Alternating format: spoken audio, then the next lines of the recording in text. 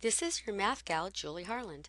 Please visit my website at yourmathgal.com, where all of my videos are organized by topic.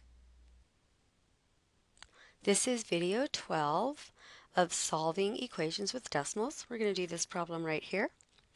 Now, you can leave everything with decimals and just solve it like you do any equation, no matter what the number is. So let's do it that way first. So we only have one variable, and that is the 0.3x over here. So I'm going to add 1.4 to both sides. And that's not going to be too hard to do because I could think of this as 4 as 4.0, and I'm lining up decimal points. They're both positive. So that gives me, on the left-hand side, 0.3x equals 5.4.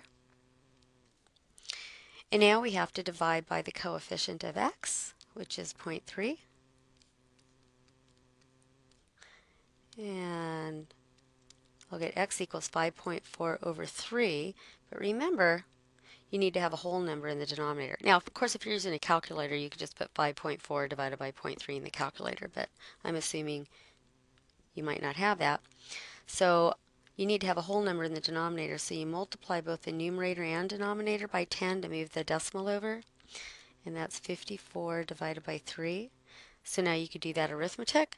54 divided by 3 is 18. So it looks like the solution is 18. Now you can also do this problem by eliminating the decimals first and then isolating the variable on one side of the equation. So let's try that now.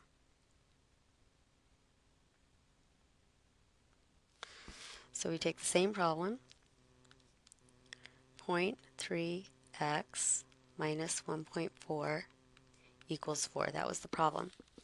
And you see, okay, the most digits after any decimal is 1. So if I multiply by 10, I'll get to move those decimals over one place to the right. So I'm going to take the whole equation, both sides, and multiply it by 10. Let's see if we could do that in our head on this video. When I do 10 times, so we have to do it 10 times every single term here, right? So if I do 10 times 0.3, that's going to give you 3. So this becomes 3x. And then I have to multiply the 1.4 times 10. That becomes 14. And then don't forget to multiply on the other side of the equation. 4 times 10 is 40.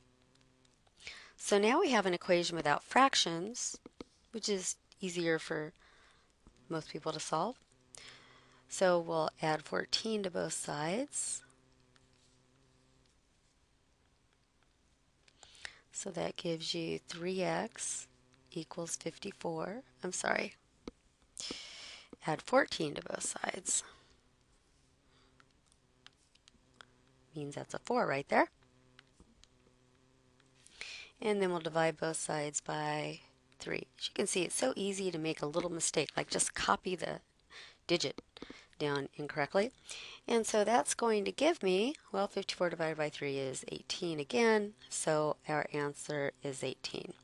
So it looks like that's the answer. We did it two ways, and we got x equals 18. So let's go ahead and check our work now. All right, so we're going to check our work. We're going to replace x with 18. Remember, when you check your work, you can't multiply both sides by anything because you're just simplifying the left-hand side of the equation and then the right-hand side of the equation. So I'm going to plug in 18 for x, and then I've got minus 1.4. So I need to do this multiplication first. 0.3 times 18, well, that's just 3 times 18, which is 54, and then you move the decimal in 1. So I have 5.4 minus 1.4. And then 5.4 minus 1.4 is 4. All right, so the left-hand side simplifies to 4. The right-hand side's already simplified. So this was the correct answer. X equals 18 was the correct answer. So we could write our answer in braces to show that's the solution to that problem. This is your math gal, Julie Harland. Please visit my website at yourmathgal.com, where all of my videos are organized by topic.